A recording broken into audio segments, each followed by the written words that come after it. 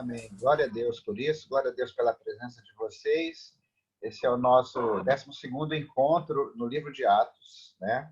Obviamente, fizemos outros encontros antes. Estudamos o livro de Tessalonicenses juntos, antes de vocês entrarem. E no estudo do livro de Tessalonicenses, nós tivemos a ideia de ampliar dos supervisores para outros líderes, né? Hoje nós vamos falar sobre crescimento, gente. Crescimento é algo que a gente precisa esperar. Eu espero crescimento. Eu tenho esperança firme no coração de que o crescimento é uma dádiva de Deus. A própria palavra de Deus diz, um planta e outro rega, mas é Deus que dá o crescimento, né? É um presente de Deus. A família do Ricardo agora cresceu, né? Com mais um. E eu espero que isso aconteça também na igreja como um todo, no seu PGM, no seu ministério. Eu tenho essa esperança. Eu estou orando por algumas pessoas. Eu tenho praticado o relacionamento intencional com o intuito de um dia levar essas pessoas para um RD, né, um relacionamento discipulador, levá-las ao batismo e a multiplicar outros discípulos. Eu não sei quando que isso vai acontecer e nem se serão essas pessoas, mas eu sei que Deus abençoa isso, né? Ele abençoa a nossa expectativa de crescimento quando nós dependemos totalmente dele. O texto que a gente vai estudar hoje fala sobre isso. Fala sobre um aspecto do crescimento que às vezes a gente não se dá conta, que é o desconforto que o crescimento pode produzir. A gente fica muito feliz com o crescimento, né? Nós queremos o crescimento, mas ele produz algum desconforto. Inclusive, alguns dizem que crescer dói, né? É a dor do crescimento. O Ricardo aí, com a Carmen, tiveram que tomar providências em relação à casa, já prepararam um ambiente para receber o Benício, né? Assim como foi com o Lorenzo, e agora eles estão vivendo os desconfortos do crescimento, noites mal dormidas, preocupação, qualquer coisinha que o bebê apresenta, né? Na sua saúde. Assim é também espiritualmente. Então, nossa série se chama Aprendendo a Crescer. Nós estamos no 12º encontro dessa série e nós vamos ler os primeiros 7 versículos, estudar os primeiros 7 versículos de Atos, tá bom? Então, nós vamos pedir a Leila, por favor, ajuda a gente nessa leitura, Leila. Ellen, a Leila leu semana passada. É a Ellen. Ajuda a gente aí, liga o seu áudio e, por favor, começa a leitura para a gente. Dizem que crescer dói. Atos 6, de 1 a 7, nos fala dos primeiros diáconos na igreja e como eles foram escolhidos. Mas a passagem também responde à questão: o que eu posso esperar quando minha igreja cresce? Ora, naqueles dias, multiplicando-se o número dos discípulos, houve murmuração dos helenitas contra os hebreus, porque as viúvas deles estavam sendo esquecidas na distribuição diária. Então os 12 convocaram a comunidade dos discípulos e disseram: não é razoável que nós abandonemos a palavra de Deus para servir às mesas. Mas, irmãos, escolheis entre vós 7 homens de boa reputação, cheios do Espírito e de sabedoria, aos quais encarregaremos deste serviço. E quanto a nós, nos consagraremos à oração e ao ministério da palavra. O parecer agradou a toda a comunidade e elegeram Prócoro, Nicanor, Timão, Pármenas e Nicolau, prosélito de Antioquia. Apresentaram-nos perante os apóstolos e estes, orando, lhes impuseram as mãos. Crescia a palavra de Deus e em Jerusalém se multiplicava o número dos discípulos. Também muitíssimos sacerdotes obedeciam à fé. Embora o texto fale sobre a escolha dos primeiros diáconos para ser fiel ao nosso tema, o quanto cresce. Continua? Não, beleza, ok. Quando a igreja cresce, até aqui? Até aí só, fazer um pequeno comentário e vamos fazer o rodízio de leitura, até porque você está, a internet está travando um pouquinho. Eu atuo a minha, né? De repente. Então, gente, Acho que é a minha. obrigado.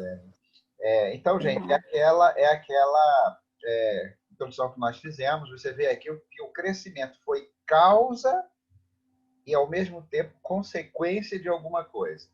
O crescimento causou um desconforto, uma novidade, gera-se novas necessidades quando o crescimento vem, necessidade de abrir espaço.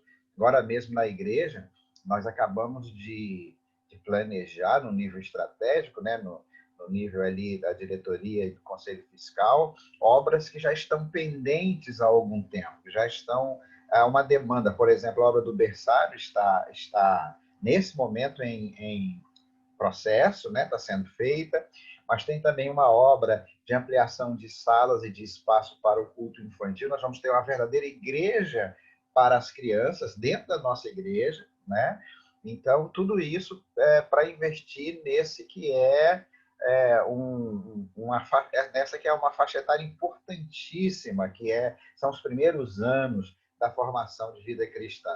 Mas nós precisamos investir em adolescentes, nos jovens, na terceira idade. Precisamos. O crescimento traz uma demanda. Então, houve uma demanda na igreja. Como a solução encontrada foi a melhor possível, foi alguma estratégia de Deus, o que essa solução propiciou? Mais crescimento. Percebe? O texto começa dizendo: e crescia a igreja, crescendo o número de viúvas. Houve uma dificuldade entre os dois grupos, viúvas judias e viúvas as não judias, não é? Houve uma murmuração, uma reclamação. E se tem uma coisa que estorva o crescimento do seu PGM, no seu ministério, na igreja como um todo, chama-se murmuração. Hoje em dia seria mimimi, né? É a palavra da moda, que nem é uma palavra, é o mimimi. É quando se começa aquela reclamaçãozinha, aquela reclamação sem proposta, somente apresentando o problema, mas não apresentando solução. Então, os apóstolos, orientados pelo Espírito Santo, se reuniram e imediatamente disseram: vamos arrumar uma solução para isso. Não pode haver murmuração na igreja. Então, beleza, a gente vai abordar esse aspecto, tá bom?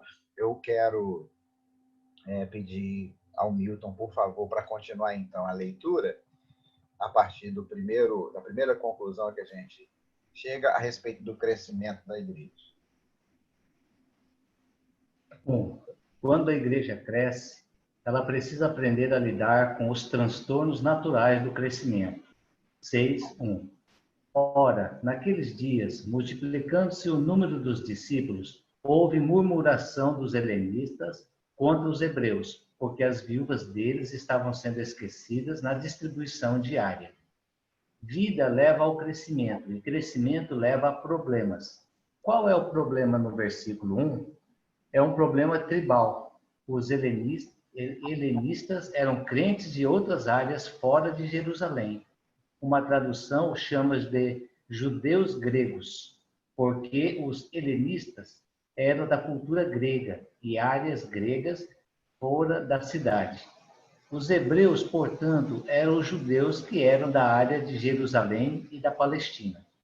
Pessoas de ambos os povos, com diferentes origens, estavam sendo salvas. Eles estavam aceitando a Cristo. Bem, aqui está o problema. A Bíblia diz que houve murmuração dos helenistas contra os hebreus. Por quê? Porque as suas viúvas estavam sendo esquecidas na distribuição diária.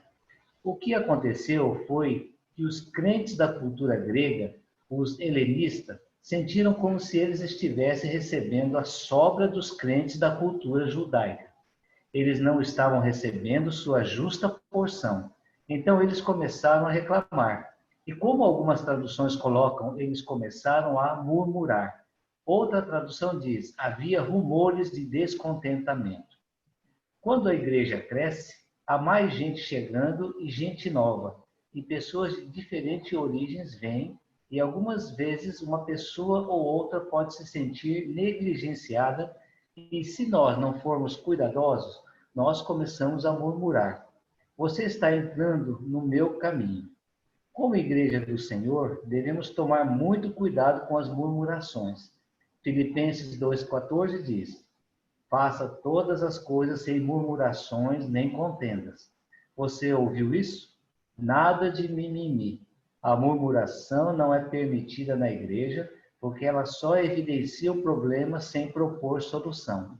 Veja que a ideia proposta foi chamar todo mundo às falas e propor uma solução. Beleza, perfeito. Veja aí, meus irmãos, que coisa interessante, né? Não é só dizer para de mimimi, parem de reclamar. Não, vamos ver o que nesta reclamação é justo e o que pode ser feito para que não só pare a murmuração, mas pare o que estava provocando a murmuração, né? Então, o líder, você é líder, você deve pensar isso. Se houver reclamação, a primeira sensação que vem é de chateação. Minha equipe está reclamando, e às vezes está reclamando de mim, né? Às vezes está reclamando de um problema, de uma situação. E às vezes tudo que as pessoas querem é ser ouvidas. Então, os discípulos foram muito sábios. Eu queria perguntar para você, qualquer um que quiser participar, levanta a mãozinha aí e liga o áudio. Se você já passou por isso, um processo de crescimento que gerou um problema dentro do seu ministério, dentro do seu PGM. Alguém teve essa experiência já aqui? Não. O que era bom, o que é desejável, acaba se tornando uma dificuldade. E qual foi a solução que você deu? Ou isso é recente e você ainda não trabalhou nisso? Alguém tem uma experiência nesse sentido?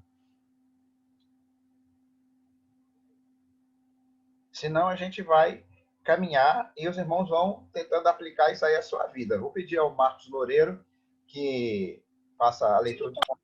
Oi, alguém quer falar? Ok.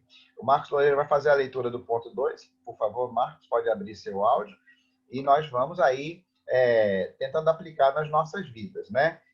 Cada situação que surge deve ser tratada de forma setorial, de forma, vamos dizer assim, aplicada àquela situação. E aí nos falta sabedoria. Eu tenho certeza que os discípulos se reuniram, oraram, buscaram orientação do Senhor para trazer essa ideia maravilhosa. Tá? Vamos lá, Marcos Loureiro, por favor, deixa eu botar aqui primeiro, né? Você lê.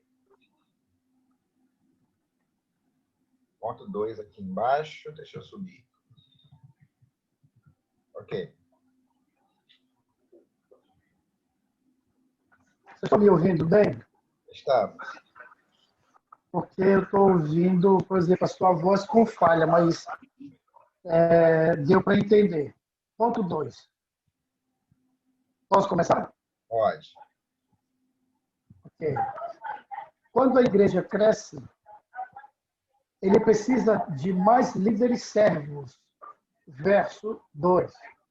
Os 12 convocaram a comunidade dos discípulos e disseram: não é razoável, ou seja, não é a melhor coisa ou não é o que Deus planejou, que nós abandonemos a palavra de Deus para servir às mesas.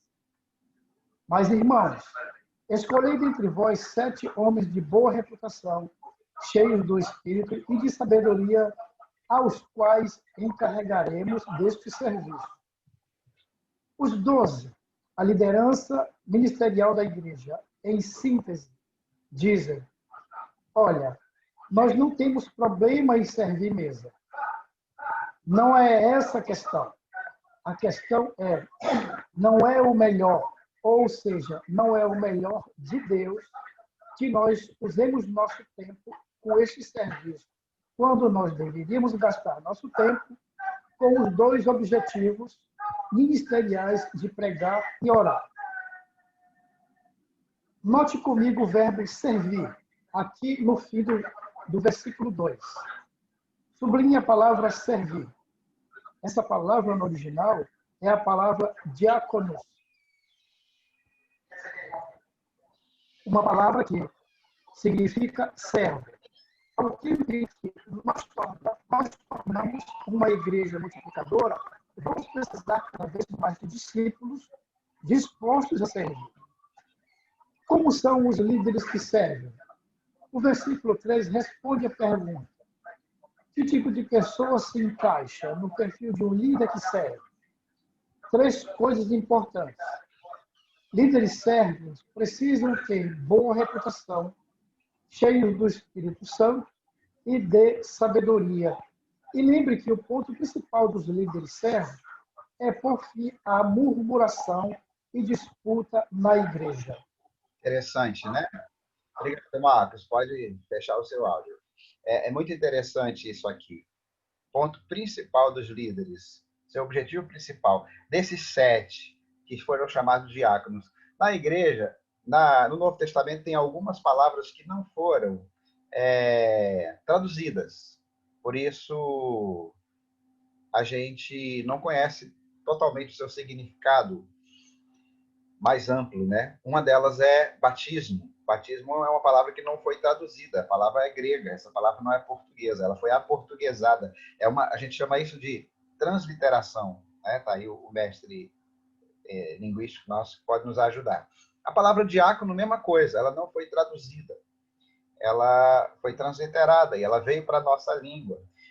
O diácono é um líder servo, é um líder servidor, cuja finalidade é a pacificação, através do atendimento de necessidades que surgem na caminhada da igreja. É um líder servo. Então, se tornou uma espécie de cargo diaconal, né? A junta diaconal se tornou um símbolo de status na igreja, de pessoas com espiritualidade, que eram premiadas por essa espiritualidade e não como atendedores de necessidade, né? Em muitas igrejas. Quando alguém pergunta se a nossa igreja não tem diáconos, eu digo para a nossa igreja só tem diáconos. Posso ouvir um amém?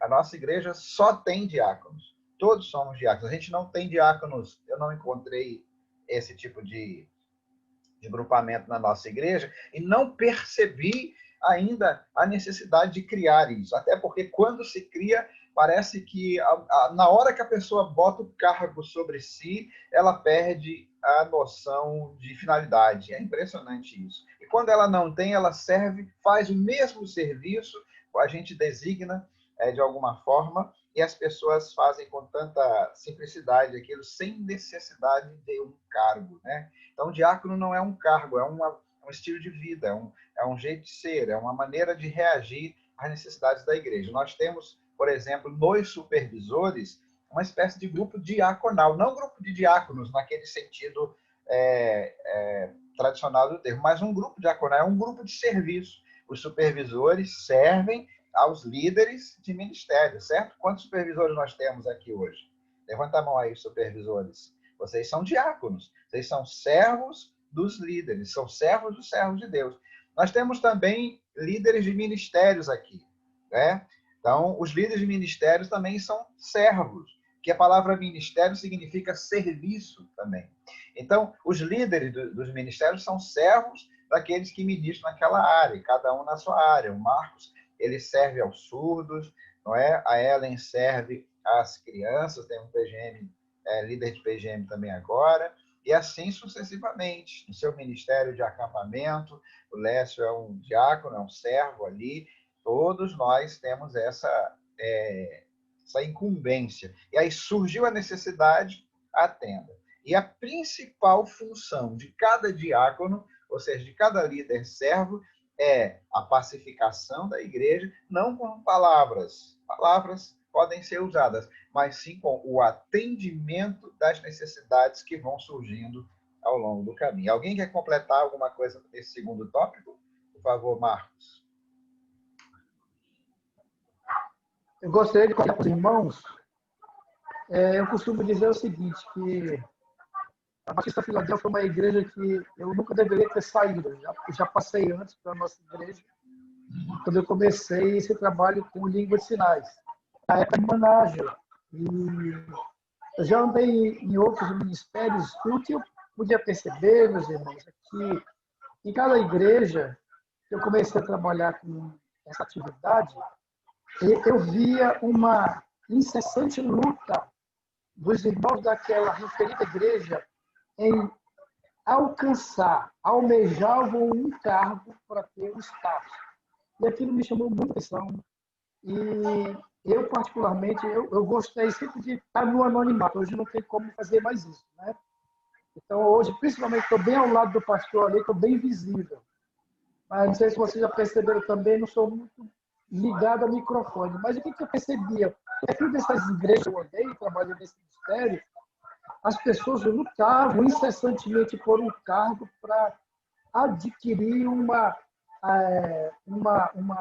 visualização maior. Então, era isso que eu queria compartilhar com os irmãos. Esse é um perigo muito grande, Marcos, porque esse perigo dos holofotes, né? Ele deve estar, nós devemos estar sempre alertas em relação a ele, porque quem fica muito tempo diante dos holofotes pode acabar cego, né? Pode acabar cego. Então, o ideal mesmo é que a gente esteja fazendo o que for preciso, sem necessariamente estejamos diante dos holofotes. E isso é muito importante, tá? Alguém mais quer dar uma palavra? Uma contribuição? Ok? Beleza, então. Vamos para o próximo ponto, que é o terceiro ponto. Consequência do crescimento, o que acontece? São as dores do crescimento e como a gente deve reagir a elas, tá? Beleza? Deixa eu selecionar alguém aqui para fazer a leitura, por favor. Vou pedir ao pastor Thales faça essa leitura do terceiro ponto para a gente. Ok, pastor. É o ponto 3, né? Isso. Quando a igreja cresce, ela precisa de mais proteção e segurança para não se perder. Verso 4. E quanto a nós, nos consagraremos à oração e ao ministério da palavra. Todo crente deve orar e estudar a palavra, mas a liderança ministerial deve orar e ministrar a palavra continuamente. Então, os líderes servos liberam a liderança ministerial para orar e pregar a palavra. O dever prioritário do pastor é orar, pregar a palavra e capacitar os crentes. Esse é o dever prioritário. Bons líderes servos ajudam o pastor a realizar o seu trabalho. Bons líderes servos ajudam na consolidação e discipulado dos que vão chegando. Bons líderes servos ajudam a manter a igreja em plena paz. O resultado de tudo isso é que o crescimento não foi interrompido. O verso 7 diz: crescia a palavra de Deus e em Jerusalém se multiplicava o número dos discípulos. Também muitíssimos sacerdotes obedeciam à fé. Ok. Tá bom? Fica claro aí, crescimento foi a causa do problema, entre aspas, e o crescimento foi a consequência da solução encontrada, né? Nós devemos orar muito, né, irmãos? Eu quero conversar com vocês um pouquinho sobre isso antes do último ponto.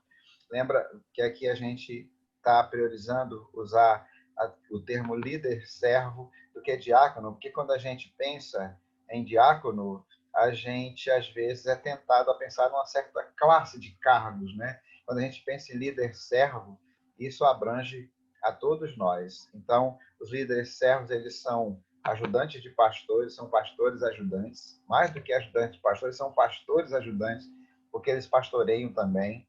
Bons líderes servos ajudam na consolidação e no discipulado dos que vão chegando, né? Eles são formadores de novas lideranças. As pessoas florescem perto deles.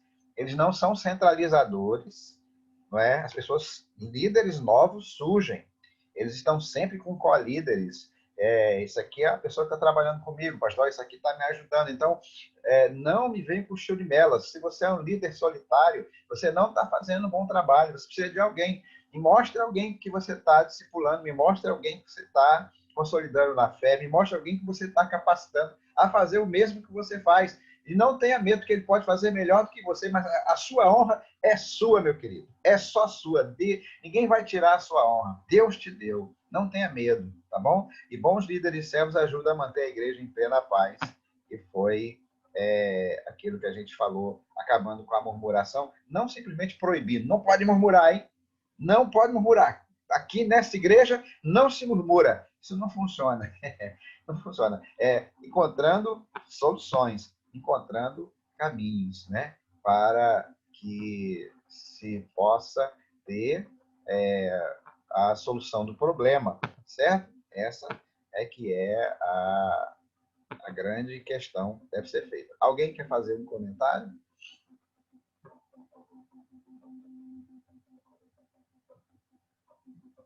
Viram aí que, então, a solução é dada, é encontrada, e, então, o resultado é o crescimento. Eu acho isso bacana, essa dinâmica. Crescimento trouxe problema. Problema gritava por uma solução. Não podia continuar daquele jeito. A igreja estava em perigo. O perigo é logo do racha, né? Viúvas helênicas, viúvas judaicas. Os discípulos intervêm com a ajuda de Deus, com a sabedoria do Senhor. Geram uma solução, propõem uma solução. Aquela solução dá certo, funciona, porque vem do alto, né? E aí o que acontece é crescimento de novo. Tem que ser um trem assim. É um trem doido. Nós somos aqui líderes formados no Aprendendo a Crescer. Quando vocês receberam o certificado do Aprendendo a Crescer, que é a nossa série, vocês não vão mais ter medo de crescer. Vocês vão entender que o crescimento é necessário, está em toda a natureza. Em torno de você, tudo cresce. Olha a barba do irmão Oséias. Eu ia falar da barba do Lécio, mas tem a do irmão Oséias, né? Cadê? Eu não sei se ele está aí. Olha a barba do irmão Oséias. Só não mexeu, foi só não cortar, olha, ela foi embora. Não acontece o mesmo com a minha. Eu posso deixar aqui à vontade que ela não vai crescer, mas ela tem o DNA do crescimento. E Deus colocou na igreja o DNA do crescimento. Por quê? Nosso negócio é gente. Então, quando a igreja cresce, nós alcançamos gente. Nós não queremos crescer com crente de outras igrejas. Nós não vamos proibir que eles venham, mas vamos criar, inclusive, barreiras, né? Toda vez que chega alguém, às vezes eu fico até com aquela aperto no coração, um dos trabalhos que a gente tem mais bacanas na nossa igreja, todo mundo sabe que é, né? É um dos trabalhos mais bacanas que a gente tem na nossa igreja. Qual é o trabalho mais bacana que a gente tem? É o trabalho com crianças, né? Um dos trabalhos mais bacanas. Agora os jovens estão chegando, olha lá, já escreveram aqui, ó, Ariadna. Já agora os trabalhos com jovens está fazendo a mesma coisa, jovens e adolescentes. A gente está querendo criar, elevar o patamar desses ministérios. Eu não esqueço, por exemplo, nossa igreja não tem terceira idade, mas terceira idade também precisa ser ganha para Cristo. Aí o que acontece? Trabalho bom com criança atrai casais que têm crianças. E começou a chegar. E algumas que chegavam famílias inteiras, né? Então tem até um pastor que eu tenho certeza que ele não ficou muito satisfeito, porque ele perdeu uma família impressionante na igreja dele, né? Porque a família trouxe o pequenininho e junto com o pequenininho veio o avô. E o avô gostou da igreja e o avô não frequenta igreja. O avô não frequenta igreja. O avô gostou da igreja e disse, se for naquela, se vocês me levarem naquela, eu quero ir. Aí o cara perdeu a família toda. Eu já perdi muitas vezes. Já aconteceu isso comigo muitas vezes. Igrejas que eu pastoreava, e que as pessoas procuravam outras igrejas porque entendiam que ali tinha coisas melhores para elas. Infelizmente é assim. Nem todo mundo quer pagar o preço de tornar a sua igreja melhor. Ele quer para uma igreja melhor, né? Que já esteja melhor. E eu falei, olha, não tem jeito. Mas como é que eu vou falar? Ó, eu vou dizer, eu vou citar o nome porque é uma coisa que não tem nada a ver, não tem nenhum problema, é da família Pinho. Da família Pinho.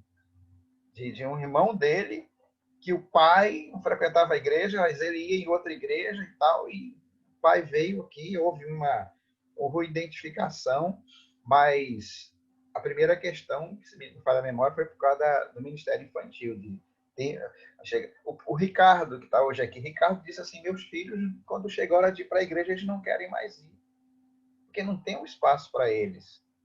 Então, são problemas que são gerados e situações que são geradas e que a igreja precisa buscar muito de Deus para responder. Isso vai acontecer no seu ministério. Seu ministério pode chegar numa hora, meu irmão, que ele chega num teto. Parece que nada mais está acontecendo. Eu já orei assim. Teve uma vez que eu estava me arrumando para vir para a igreja, faz tempo isso, graças a Deus. Eu estava me arrumando chorando.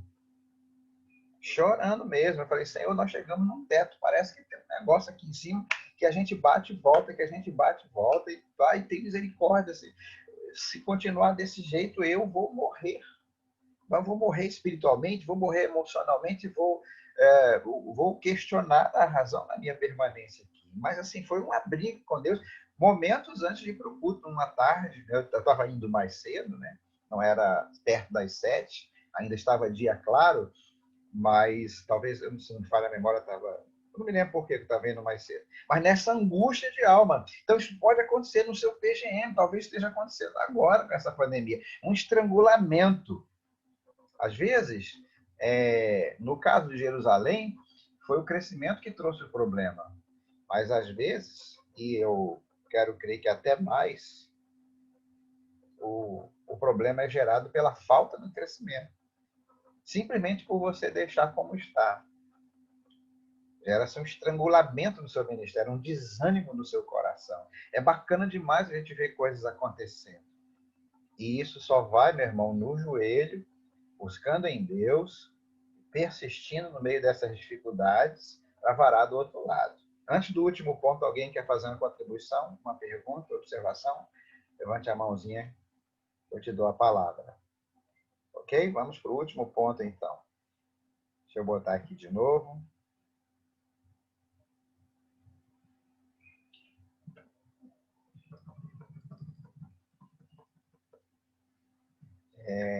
Michele, você pode ler? Está com a internet tranquila? Boa noite, pastor. Estou sim. Boa noite, irmão. Quarto ponto. Quando a igreja cresce, precisa ser inteligente e amorosa na solução dos transtornos do crescimento. Verso 5. Veja no verso 5 os nomes dos escolhidos. Estevão, homem cheio de fé e do Espírito Santo. Além de Filipe, Procórrio, Nicarno, Timon, Parmenés, Nicolau, um convertido ao judaísmo proveniente de Antioquia. O que você nota? Eles são todos nomes gregos, eu percebi. Os primeiros líderes servos nomeados pela grande maioria dos hebreus eram todos gregos. Isso parece sugerir o seguinte: vocês estão reclamando. Nós vamos eleger vocês para resolverem um problema. Esses gregos, por suas características, estariam altamente comprometidos com a solução do problema. Foi uma sacada inteligente da igreja. Os 12 descreveram o perfil deles, mas foi da igreja a ideia de escolher os gregos. Na multidão dos conselheiros, há sabedoria. A igreja de Jerusalém arrebentou nisso. Mas o que eu acho que realmente estava acontecendo aqui foi uma enorme demonstração de amor e respeito por parte da maioria dos hebreus. Eles todos nomearam 7 gregos para esses honrados cargos de liderança e serviço. Eu realmente creio que foi isso que aconteceu aqui. Uma maravilhosa demonstração de unidade amorosa. Vida conduz ao crescimento. Crescimento conduz a problemas. Problemas precisam de soluções inteligentes e amorosas. E soluções inteligentes e amorosas conduzem a um maior crescimento para a glória de Deus. Amém. Amém. Amém. Eu substituiria esses problemas aqui por desafios, né, irmãos? Crescimento conduz a desafios. Eles trazem desafios para nós. Tá aí, meus irmãos, eu queria compartilhar com vocês hoje, o que é bem legal agora é essa nossa troca, né, que a gente tem logo em seguida, essa partilha, e essa conversa pastoral de toda segunda. Para mim está sendo demais, sabe? Para mim está sendo demais, estou crescendo muito, e eu cresço muito quando eu ouço os irmãos. Eu vou terminar agora a gravação, para que a gente possa partilhar à vontade. Deus abençoe todos os irmãos. 12º encontro.